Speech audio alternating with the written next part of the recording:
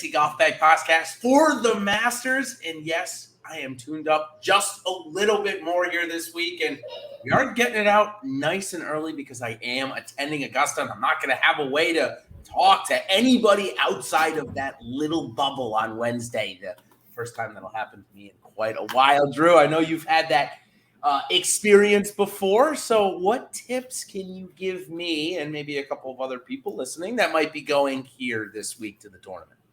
So tip number one, don't go with a pregnant wife. That's good. I actually went with a pregnant wife to Kapalua. That might be just as bad. Yeah, I was going to say it's probably similar in terms of what they had to go through. Yeah, so my goal of going to Augusta was to walk every single hole, which we did, but it was not. It was a fight. It probably still is an argument to this point, but because she was like 2 months in, I think, or 3 months in, and she couldn't figure out why she was so tired. But yeah, it was. It's oh man. So how long is that going to take me? If I do that first thing in the morning when gates open, how long is that going to take? So the tips that I was given, and again, I only went one time. I've only been on a Wednesday for the practice round, which was still pretty awesome. And This was 2019 when Tiger won. So I got to see some Tiger out there. It was tough to find him behind all the crowds. But so the tips that I was given was if I want to walk all the holes, which I did, obviously seeing 10, like all the holes are just, they're better than what you see on TV, in my opinion. I'm definitely going to every hole. Yeah, so it's just like even 16 to me on TV just looks so easy. And then like the contrary to that is like 17 at Sawgrass looks so hard, and in real life it's really not as hard without wind as it looks. But like 16 looks like, oh yeah, they're just hitting it to this green and everything funnels left to the hole. And then you get there and you're like, they have to hit it there. It's like it's almost like an island green when you look at like the shape of the greens. Like it's crazy. So I was told, because I explained I wanted to go see every single hole. They said, well, the first thing you want to do is walk straight to Amen Corner. So we walked down. We didn't walk to 10. We walked a different route. I forget how we got to 11, 12, and 13. But we went straight to 11, 12, 13. There's a pavilion there. Like a ton of people congregate around 11 green and 12 tee. So I'm just passing along what I was told, and it seemed to work out pretty well. And then we basically looped that one all the way back to the clubhouse. So 11, 12, 13, 14, 15, all the way 18. 18 is a freaking hike up the hill, way more than you think on TV. It took me a breath, I think, at some point halfway up the hill. And then we kind of hung out around the clubhouse. We got food. Everything is up there by the leaderboard. And then we hit 10. And then I think we started back. We saw 10, and then we think we went back towards 1, and then just did the entire front 9.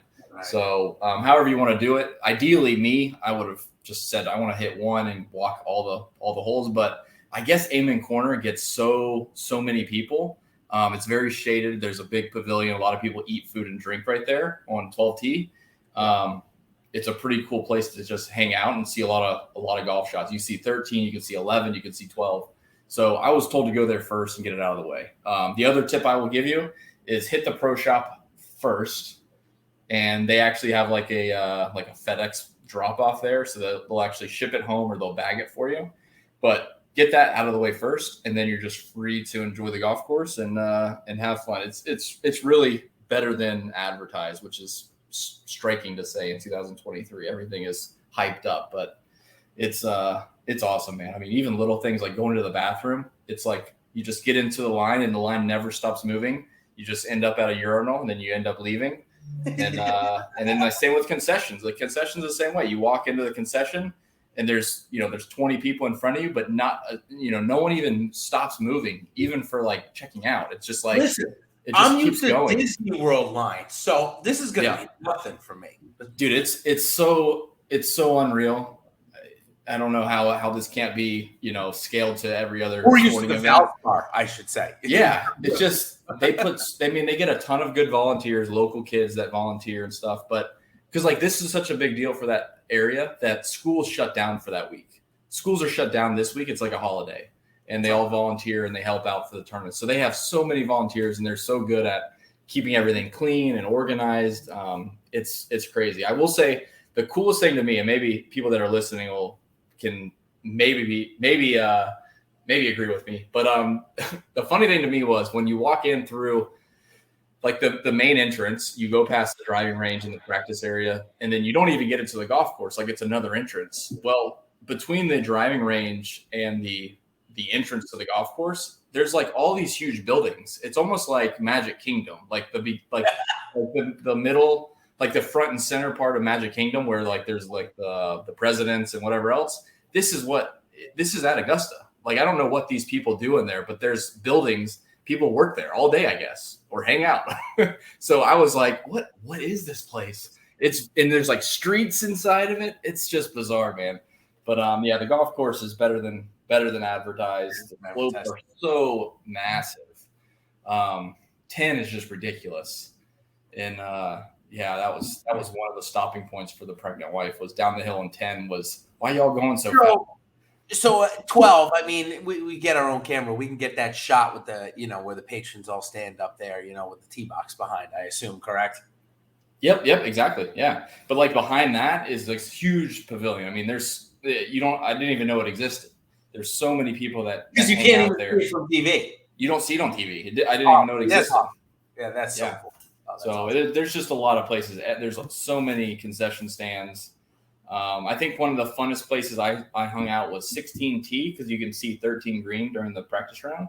And then we also sat next to 13 green because you can see up. I think it was down 15 maybe. Yeah, one of those holes, like they all kind of crisscross. You can see a lot of golf from like one spot.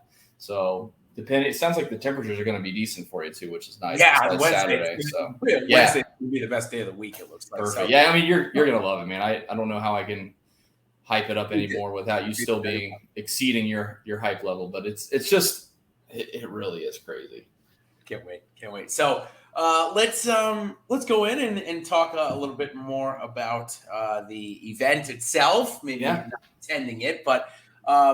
Corey Connors will be playing here this week, and just wanted to touch base about him really before, because for in terms of our picks, this podcast, we do focus a lot on the statistical side and matching up how many approach shots and who's doing best from approach yardages and such. And I will say one thing, some events we don't get all of the data from, and match play was one of those. And Cameron Young played so good in the group play, it was insane. He shot 27 on one of the nines. And the reason why I'm bringing up Cameron Young is because Cameron Young and Corey Connors had a battle of a match. And if you go through the shot log, they both were playing fantastic golf. Cameron Young ended up coming away with the victory there. But Corey Connors played great golf. He ended up playing great golf against his other two opponents, beating them easily. And if you had looked a little bit more into the stats, you would have seen it looked like Connors was in really good form, close to top form, ends up playing against a weaker field last week and wins. For me, looking into that type of stuff creates an edge that only PGA or golf really creates. And hitting Connors 25-1, thank you to the state of Massachusetts for finally being legal up there. I mean, those are types of things that I think can happen only in PGA. I don't know if you agree or disagree, but one of those things that, you and I look at so much because we're looking at the stats. From a betting perspective, there's not many. You could even get, Indianapolis Colts to win the Super Bowl, and it's probably like 14-1. And you get 25-1 tickets every week, or 50-1 tickets every week that have potential at some point during the week. So yeah, there's nothing like PGA. Even, I mean, I know we kind of criticize it, but like betting, Rory McIlroy 7-1 or 6-1 in certain fields, or Rahman 6-1 in certain fields, it's still better than, the Colts, or not the Colts, the Chiefs to win the Super Bowl. Like the odds are it's ridiculous that we get for golf. So doesn't make them any easier. It still makes them 25-1 just as sweet. But yeah, there's nothing like golf. And there's a lot of long odds this week. I saw like a 281 Taylor Moore. So it's a fun week. I don't see how that can win with the strong field, but the numbers are out there, and it would definitely give you a sweat like a Danny Willett from 2016 or whenever that was. He won 150-1. So what a ticket! Yeah, that's crazy. Let's talk briefly. We'll go into the weather. It does look like it's going to get cooler. What does that really mean? Well, this kind of segues into the one thing I wanted to talk to you about is they changed the 13th hole around, and what I think the weather does is it's going to make the par fives harder. because it's obviously when it gets colder, the ball doesn't travel as far. That's just how it works out. And the one thing I think they can do is if that ends up being the case on Sunday, and it is the back nine on Sunday, we don't get any delays or anything. They can play front tees on Sunday if they really want to. They can mess with it. But I do think it may lead to a higher, if you want to put it that way, winning score. What's your thoughts? I mean, we've seen some pretty good scores the last couple of years. Obviously, DJ set the record in 2020. I think we're going the other way. I think we could be trending towards single digits this year. Yeah, it's a very interesting week of weather because half the conditions are setting it up for it to be soft and easier, but with the wind and the cooler weather, it makes it more difficult. So speaking of 13, practicing in 85-degree weather too. That's the other thing. Yeah, it's honestly, I mean, we casual players, I mean, we know in the morning when you go play a cold round of golf, hey, the ball's not flying as far. It's still an extra bit of work for these guys if they're teeing off in the morning and it's 40 degrees and they play the back nine and it's 65 degrees. There's a difference there. And we may not really think about it. We just think, oh, the ball's not flying as far. They probably have it down to a science. But that definitely tricks things up a bit for the guys. Specifically, 13, I mean, for most PGA Tour courses, they obviously tip it out and they never play the tips, on every single hole, every single day. Very rare.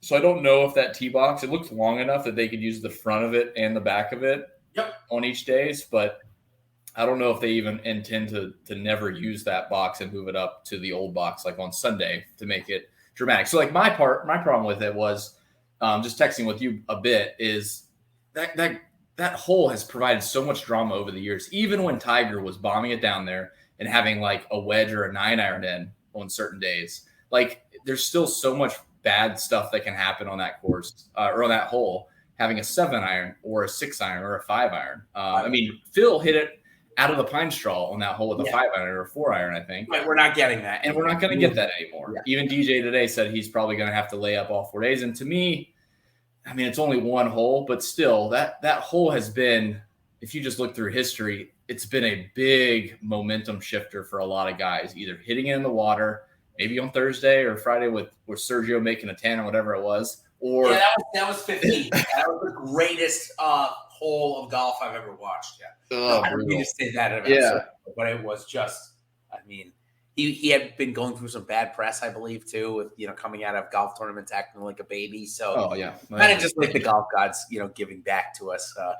Absolutely. So I mean, to me, I would love to see. I don't know. I think everything in golf is shifting towards these guys hit it too far. But if you think through the history of this golf tournament, the winning score has never been crazy. And when we saw the DJ year, which was a blip. Really? Exactly. It really was. And I just think when you start, I mean, they've been doing this for a while. They had to buy a parcel of land for $2 million from another golf course. Just to get this. Just to get this tee box. Yeah. So it's an acre of land for $2 million. It's, I mean, it's besides the point. It just seems like biodome, dude. Just put a biodome over it. Screw the spending of more money and just put a dome over the entire golf course, and we don't have to worry about this. They have the best app in the business, so there's no shortage of cash. I mean, as far as Live goes and Augusta National, it might be pretty close on what's available to spend on what a dome would cost. Listen, they can just call their buddies up at the PIF and just ask for some more. Probably, yeah. So I hate from a traditional standpoint. We'll see how it goes. I don't like the idea that these guys, when Zach Johnson can't reach it in 2 because he's short. When DJ can't reach it in 2, there's a problem, in my opinion. So I kind of boil it down to that. I did listen. I will say I listened to Minwoo Lee talk, and he said he had 7-iron in still from that back tee today, hitting the drive the way he's a freak. So I mean, I guess that's okay, but still, it almost gives them more of an advantage in a sense. I don't know. It may give the longer hitters a more advantage. Yeah. Let me ask you this: with the conditions getting cooler, we both expect scores to probably be a little harder to get. Do you think that opens the tournament up, or still closes it down to say the top 6 guys that I'm going to talk about next?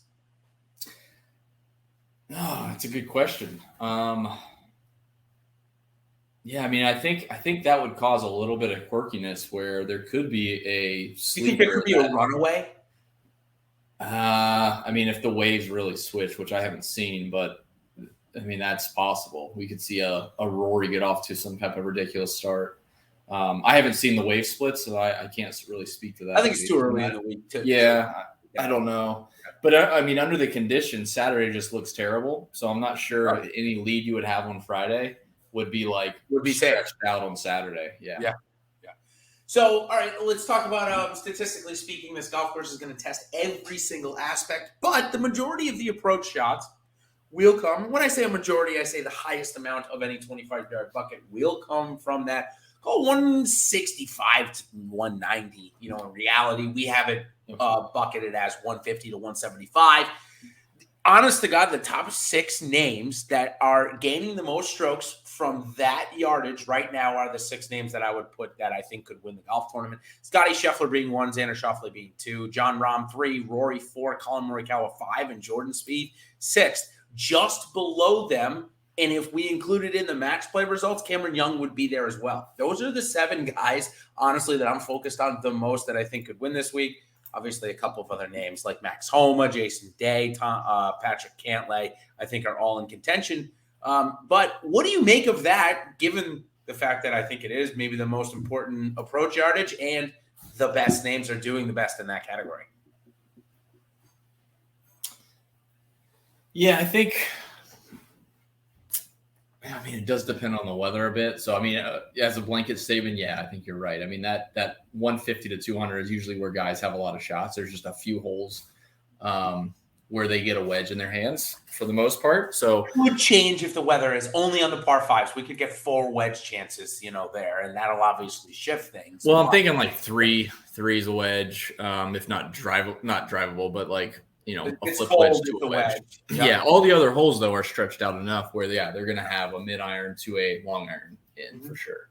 And again, that does depend on the weather a little bit or wind direction. But I think it just speaks to how good these guys are. I think the way the trends are with the PGA Tour is these guys that are at the top of world ranking points, the top of the PGA Tour money list, whatever you want to call it, they're going to be the best off the tee being long, and they're also going to be the best at having any of those long shots, 150 to 200 yards, heading in as well. I think the difference maker on winning is just putting and kind of short game. So, yeah, I don't think there's anything wrong with those 6 that you named. They're obviously the favorites. I think Xander, the unique thing for this week is looking a little bit, if we're going to talk about the weather and being a little bit cooler and certainly soft, is I don't want to say apex, but we'll just say trajectory. We know Xander hits it really high. We know Scotty Scheffler hits it really high, and obviously has won here before. Cameron Smith hits it pretty high, so we'll see how that works out for him. The rest of the guys that are real flat hitters, I think that's probably the biggest difference maker. And again, it's minute if you're an elite guy, but I think that is the difference. If it's cold and soft, hitting the ball higher and getting it to stop with that 6-iron or 5-iron is going to be an advantage, though. It would. So, like, the caveat there would be, like, if you want to just nitpick Colin Morikawa versus Xander, I think that's a decent difference maker for me. Sure. Xander's ability to hit it so high, especially into the par 5s, versus Morikawa, who he hits it high enough, but it's definitely a flatter ball flight than Xander. Agreed. I think there's a difference there if you're really trying to cut your player pool. So as I go down my player pool, that's something that I'm considering is like, which of these guys really do well in longer golf courses? Because I think that's kind of what it's going to stand out. And there's 2 sides of that. One is off the tee for sure. Right. The other is definitely those mid to long irons and how well they control those into those greens. So looking back at courses like that are going to be important. So let's talk about a few against the green names that popped up to me that I'd like to throw out at you. We know Tom Hoge is maybe one of the best iron players in the world that we wouldn't consider an elite player overall. Good player, not elite, really is elite with his irons though. JT Poston has been coming on and had a good match play. And then I want to throw in Adam Svensson. All these guys ranked inside of the top 15 in terms of our spectrum data in this yardage bucket that we've been talking about. So Corey Connors also sticks in, but I think we know Corey Connors is probably going to be the highest owned golfer this week. So let's talk about maybe the other ones that I mentioned first, and then you can talk about Connors if you'd like. Yeah, Connors has pretty good course history. Yeah, I mean, we know course history means a bit. Yeah, it means a good bit here at Augusta. So yeah, Corey Connors in good form and with the history makes a lot of sense. Yeah, the other guys, I mean, Tom Hoagie has, I think Svensson doesn't have a start here, and Hoagie and Poston both have only one start. So, yeah, I mean, Tom Hoagie, we'll start with him. I think you need more than just good irons. So I think he's a little bit on my outside looking in list. Yeah, it's just or maybe your last 4 in if we want to use a March. Yeah, I mean, he's not out of my player pool, but as far as like the price goes, I think there's some other guys that I would rather lean into than Hoagie. And again, you can certainly do damage with your irons here, but I feel like his one weakness is definitely off the tee compared to like the people that win here. Iron play is important, but off the tee is probably equally important if you look through the winners the last couple of years for sure. So Hoagie's probably down there. I think Poston's really interesting. Poston's numbers have been trending in the right direction. Really have. And his putter gets hot. So yeah, just seeing him gain strokes on certain approach yardages to me is intriguing. Exactly. So he's just a weird one for me to click, but I've been clicking him and I've been pleasantly surprised every single time. I think I played him at the match play and he did well. And even before that, he's been doing better than even I expected. Just the numbers say he's playing well. So I think Poston's a good one. Svensson's fine. It's just his first start here. Obviously, I think that hurts his chances of winning, especially in a strong field. But if you're looking to save some salary, he's definitely worth plugging into some lineups because you need a cheaper 6K guy. And I don't know if we plan to talk about any type of groups, but like I think in general the strategy for like major championships is like a balanced build. So I think it's tougher to fit in like a Scheffler with a bunch of guys that have top 10 upside. But if you are going to play them, you're going to have to play. I know you mentioned Cameron Champ last week, but you'd have to play someone in that mid 6K range if you want it to work. If you want to go down to Harold Varner and just take a chance on a dart like a live player like that, you can do it. But I think that's really important for construction this week is don't shy away from a cheap guy because you're going to need 5 in the top 10 and probably 6 in the top 15, if not all 6 in the top 10, possibly for the 15 guys. For the 15.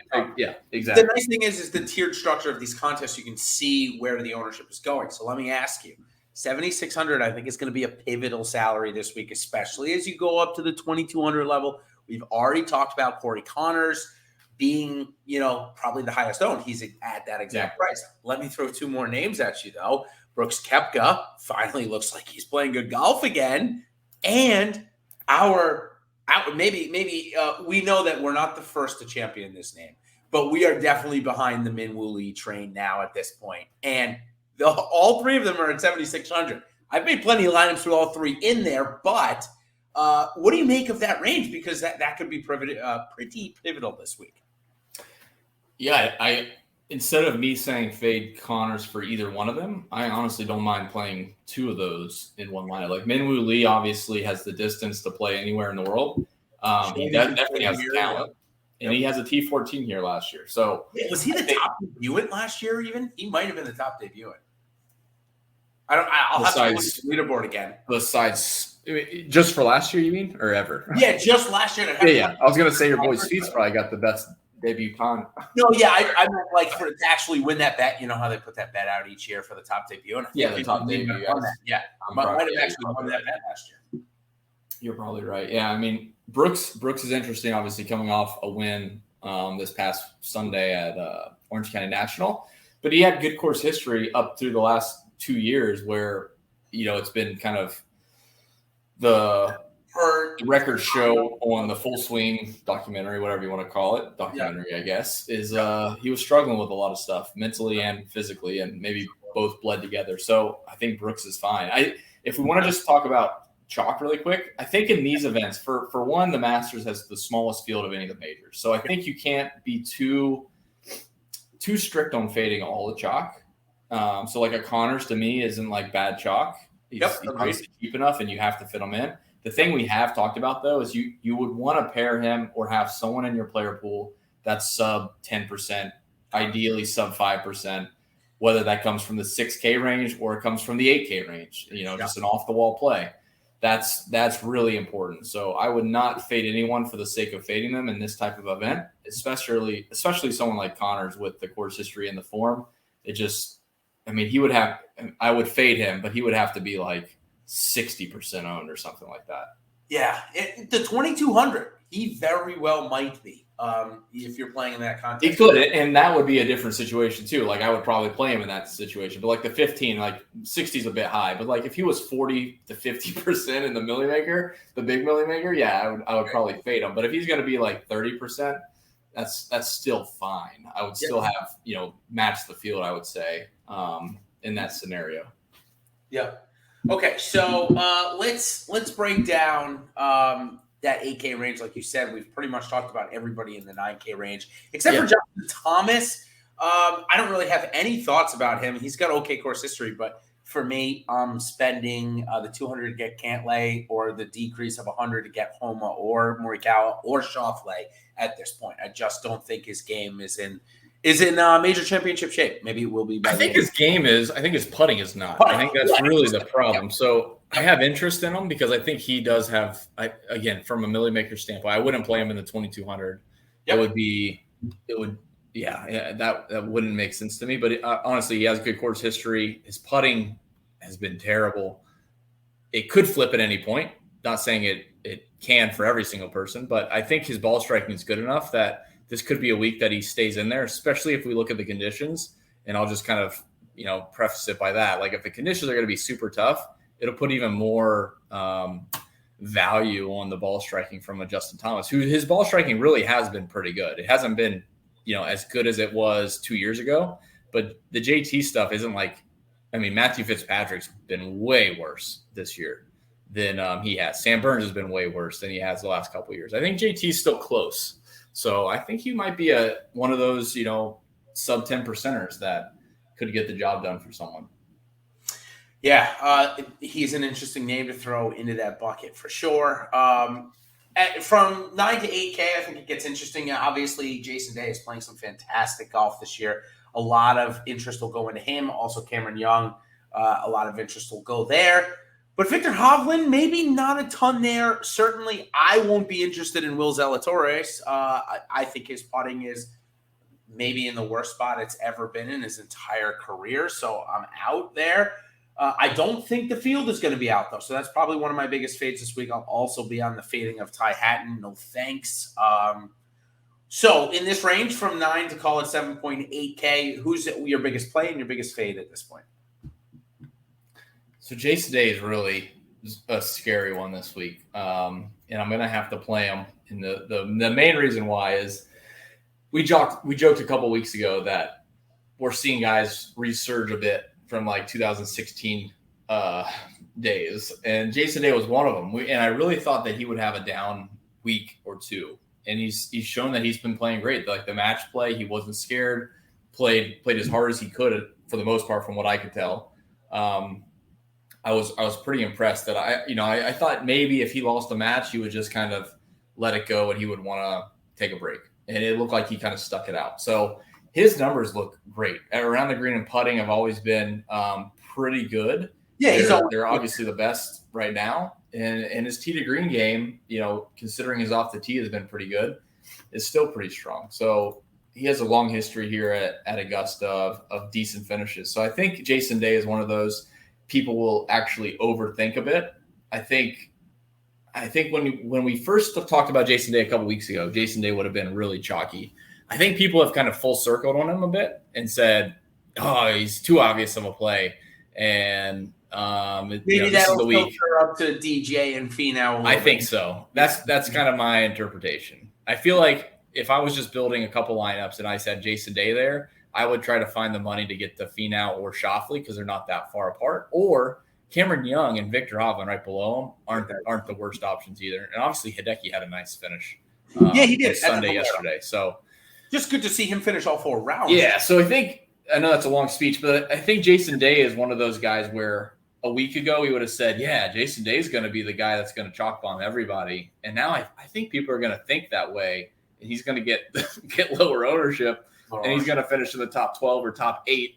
Hot take there. And he's going to be the guy that everyone needs in their Millie Maker lineup. So we'll see how it goes. But his form has been so good. I've been very impressed.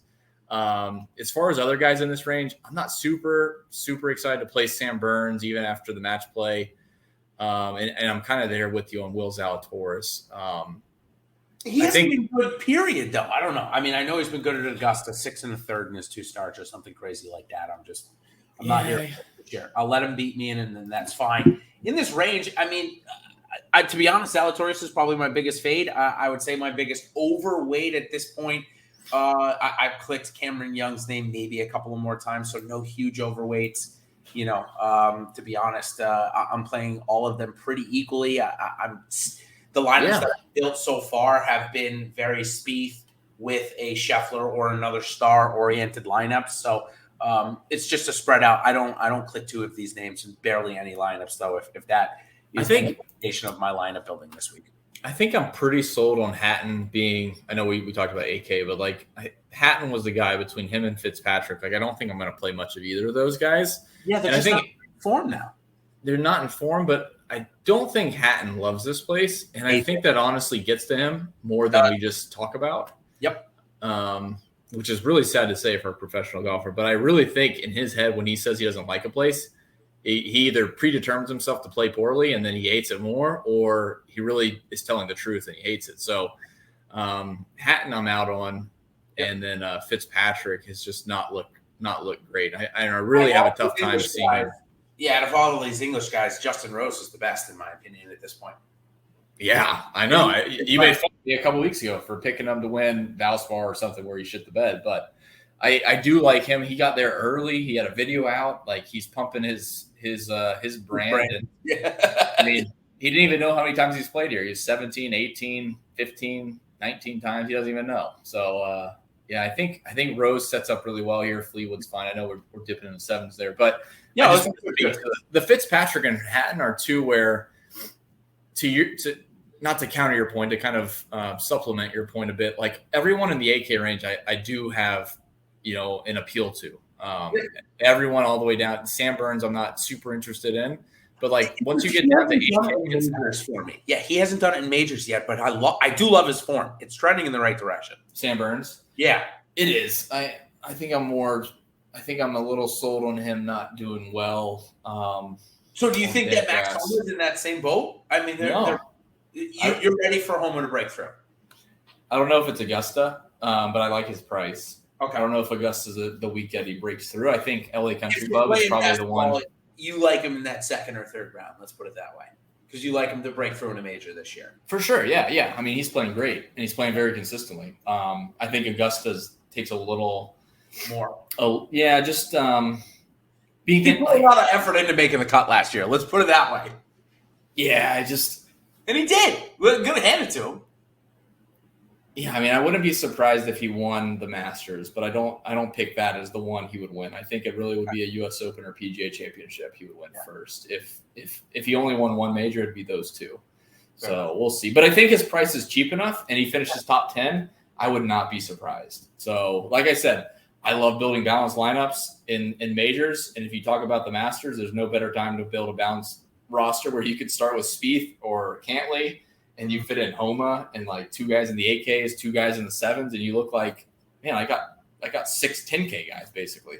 Right, so, and other events that we've seen this year. Exactly. So I really like that angle. And Tom Kim long enough to compete here, as he was out playing with Rory and Tiger this morning. So certainly the upper echelon of the golfing world, at least on the PGA Tour side, believes in this kid to take him under their wing. But is he long enough to win? Is he long enough to be in your DFS lineup? I think I'm going to be out. Yeah, you're not super excited. His form's not great. It's not. And if it would have been at the end of fall last year, yes, I would have said yes. Right. But I'm not. And I don't think it's a distance issue. I think it's an overall form issue. I think he's not the longest guy for sure, but I don't think he's like detrimentally short. He's not like Brian Harman. Yeah, he's not. Yeah, I agree with that statement for sure. I don't think his form is where it needs to be. That's pretty much it. That's fair. And I think we've covered a lot of the guys now above 7,600, so to speak. Joaquin Niemann has shown he can play. Well, can we talk about that really quick? How are you approaching the live guys? Because like even in myself, I'm tossing around in my head where like I can't just like mathematically, I can't just take a rating and deduct 10% because they're live guys.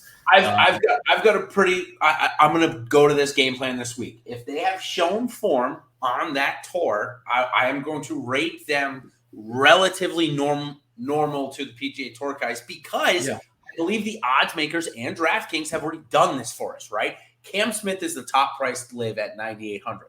I'm going to play Cam Smith in every major I can because when he decides that it's time to focus on golf and play golf, maybe it is these 3 days leading up to Augusta, and then he does it again. I believe when he's on, he is one of the best players in the world. Now, I don't think he's on right now, so I'm not going to be overweight him this week, but I think when we get to DJ, he showed up last week. I'm fine going to him at 8,800.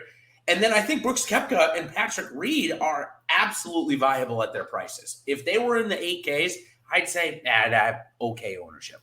But at 7,300 for Patrick Reed in a grinded out fest this week, and Brooks Koepka at 7,600 coming off of form, I see absolutely no issues going to those guys. I'd rather play them over Keegan Bradley right now. I'd rather play them over, Chris Kirk is actually a good debate. I would put Chris Kirk. I wasn't looking at him. Yeah, he would be tough. But Chris like Russell Henley, Billy Horschel, like all those guys, there's no shot. I'm in for Koepka and Reed, but maybe not over Kirk. Kirk is a little deeper discussion. I think this guy's playing some really good golf. He's just playing good, and he's sober, so that's good. Yeah. Kirk Kitayama, same bucket. I think I would probably rather click Kitayama and Kirk over Reed since they're kind of in that same bucket. Bryson hasn't done enough for me as we finish on the live guys. Bryson hasn't done enough. Answer is okay. I'm okay with answer. I'd rather go to Reed or Koepka. I will play some Harold Varner. Yeah. But what do you make of Thomas Peters?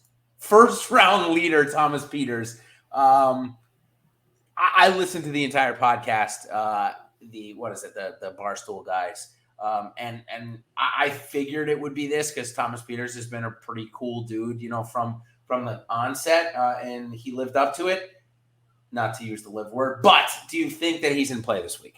6,900. I don't know. I don't either. I'd rather go to Danny Willett or the American version of Thomas Peters and Cameron Champ, who looked okay last week and just can't find a weekend. Does he find the weekend here at Augusta? We're almost on 3 straight events where he's missed on the number now, Joe. Cameron Champ? Yep. I mean, to me, I would want to see some upside.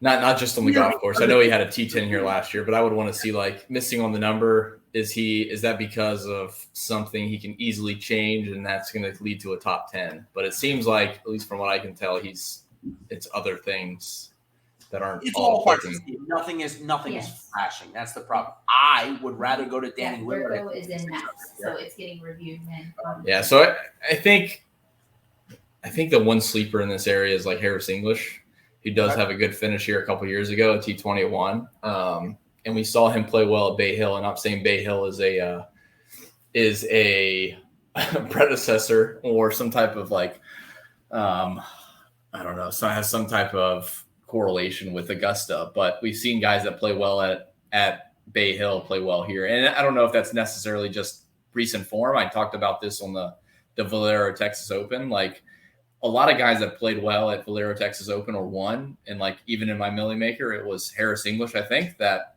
he had a top 5 or something like that. And I played him the next week because he just played well. Why not? Yep.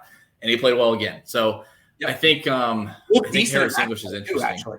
Yeah, looked decent in match play. Didn't get out of the He did, yeah. So that might be one of those guys. And again, it's really tough to peg exactly who the low-owned, sleeper of the week is going to be, like a top 10. But when you look at upside, Harris English came out of nowhere at Bay Hill, which is a super tough golf course. You can't really like fake it around there. At the match play, you can't really tell how well they're playing because it's in group play and they're playing each person. It's not super easy, but he played. From what I could tell, it was good enough. And he does have a decent finish here a couple years ago. So that's one guy in there. The rest, though, as far as like live goes, just to finish off that point, I think they're all exactly how you said it. If they showed any form, you kind of view that as regular good recent form. And wherever their pricing is, you kind of compare them to the guys around them. Do they make sense? Right. Yes or no? And I think that's perfect example is like Brooks, and also Minwoo Lee and Corey Connors. Yeah, I mean, just like grouping guys into a upside bin, I guess. Like Corey Connors, Brooks Koepka, Minwoo Lee. Brooks Koepka has similar upside, if not more. I love all three. If he's playing well. So you just don't – I'm not buying into the narrative that, hey, these guys are playing 3 rounds. They can't play 4. I think that's BS. Yep. These guys played 4 rounds for the last 10 years. Well, I mean, honestly, the last 10 years of their life. 25, 30, it's a long time. Let's go for a couple more picks in the 6K range. I think you're going on. I do love the Harris English call over Cam Champ. I also like Gary Woodland in that range at 6,700 because he's shown form here in the last call it 4 or 5 weeks. We've only missed 1 cut. So I do like Gary Woodland a bit. Sepp Straka down there at 6,300, put up a T22 at Valero. I believe he made the weekend here last year. Let me verify. I know I put him on a lineup last year. That's why I say that. Let me verify that he did make the weekend. As I do talk about that, I want to talk about a former Masters champion that has made a bunch of cuts in a row at 6,600. It is Danny Willett. Obviously he broke my heart because I'm a Spieth guy. Sepp Straka did come in 30th last year, by the way, in his opening debut. I'm into Danny Willett at 6,600. He's one of my bigger plays at this range. I mean, he's a guy that I think could get you into the top 30, make an eagler or two, where now he's a, say, top 15 scorer in, $15 or the $100. I think he could help you win it. Yeah, I don't hate that. Below that, I probably wouldn't go too much further. But Sepp Straka is fine. One other name that I'll throw at you that I've just been reading about this week, and we don't focus too much on the college game, but I will say there was some good things said about this guy, Gordon Sargent. Yeah. Top amateur bet, sure. I'm definitely interested in because he's getting a lot of hail. Had you heard of this guy before this week? Do you know much about him? I looked up his college resume, and the top 10 rate looks very, very good comparatively to some of the peers that have come out recently. Yeah, I don't know a ton about his game. I know he's a bomber. He hits it really far, and obviously he's good, if not super talented, or both. I don't really have much interest in playing the AMs in this event. Really, in any of the majors, I don't really do that. Yeah, Ogletree made it 1 year, and maybe it was, I don't know, one of the. I mean, making the cut's one thing, but it's still like an upside thing. Doesn't mean you're going to provide value for DFS. Yeah, maybe in the $2,200. If you've got an unlimited budget, sure, I could see you throwing Sargent in on a 2,200 lineup, and if he gets in the top 35. Sure, if you've got 5 other guys in the top 10, maybe you do win. Yeah. I won't be doing that for the $15 because I think, like you said, you've got to get all 6 guys at the very minimum in the top 20, if not 15 or 10. And I don't see that happening for Sargent. That's basically it. Just view it from an upside lens. And in the next 10 years, sure, there's a lot of upside in the next 5 years, but that's it. Yeah. Let me have you talk about Mito Pereira. Form looks good over there. Are we taking that same approach? He's 7,200.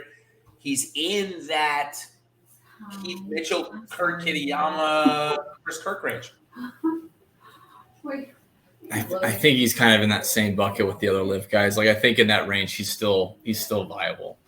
Again, I'm not super biased against the live guys, and maybe that's to our advantage this week if people hate the live guys, but or don't think they're prepared to play golf. I think they're all, if they've shown something, they're fine. And again, it's hard to determine if Brooks' form last week is comparable to, I don't know, Scheffler or McIlroy or JT or Cantley at the top of the top end. But he's not priced with that. Exactly, that's the point. So. Yeah, I have a very hard time buying into saying, he played great for 3 rounds, but could he do it for 4 rounds? Yeah, for me, I would take that bet minus 2,000 that he could do it for a 4th round yesterday. Right. For me, it's a big separation between betting them to win the golf tournament and playing them at 7,600. Exactly. Looking for that top 15 upside, top 20 upside to help me out in a winning $1 million. So glad we're on par there. I don't think many people will be exactly on that wavelength. We'll see how it all turns out. Any other guys that you want to talk about before we end up? Of course, we will have our top plays and our allocations in our premium content for Fantasy Golf Bag members.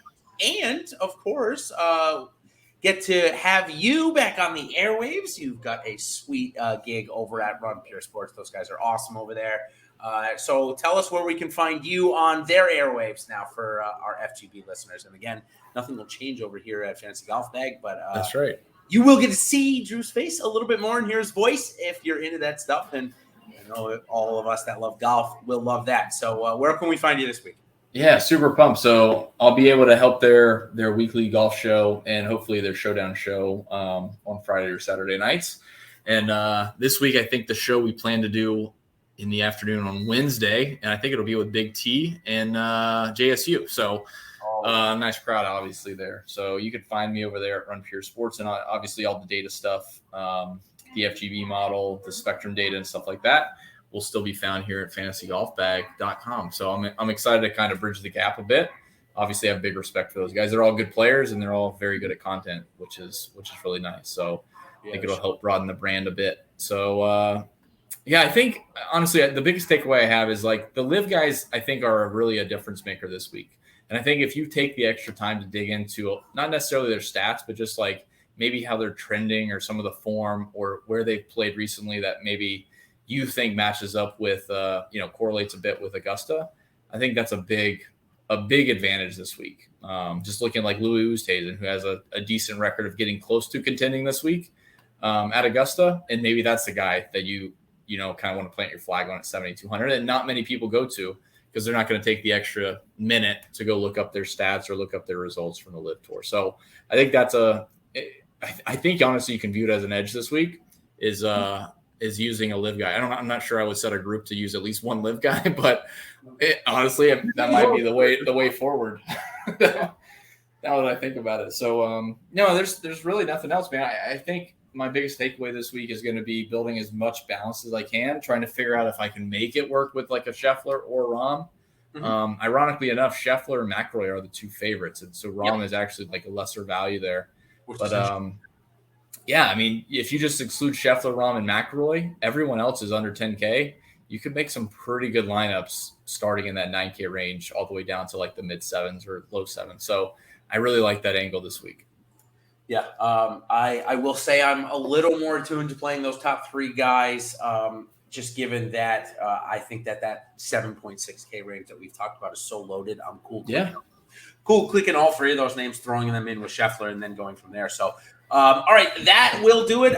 We'll end as we do every Fantasy Golf Bag podcast by telling you who we think is going to win. Yes, this is much longer than we normally do, but it is Masters Week after all. Next week we get the RBC Heritage. But okay. See, here's the thing. I think that the best three players in the world, one of them likely wins. But I think the one bet that I'll be making this week on an outright will be Jordan Spieth. I think that he's got the best chance outside of those three and presents the best odds outside of those three to win it. I saw him at 20-1. If it goes any higher, I will definitely be having a piece. So if it's not those three, it's Jordan Spieth. What say you? Is it going to be Xander Schauffele, or are you going to be boring like me and say no? You're spot on, Xander. I had a feeling threes. Yeah, I think Xander. It made me feel like you're going to go here for the break. Exactly. Yep, I think Xander's the guy. Good for DFS. I think good for an outright number. Obviously has a history here to get close to contention. Again, that's kind of my idea, I guess, of upside is getting close to contention or being in contention. So I think Xander's my pick to win this week for sure. Great. Well, there you have it, everybody. Thanks for joining in. Of course, good luck this week. I hope we get a Millionaire Maker takedown amongst the community. Of course, make sure you check out all of our different types of content that we have. We've got some best ball content out there. We've got some Rainmaker content. So we've got it all. Enjoy this week, everybody. Good luck, and we'll see you back next week. The RBC Heritage. See you, everybody.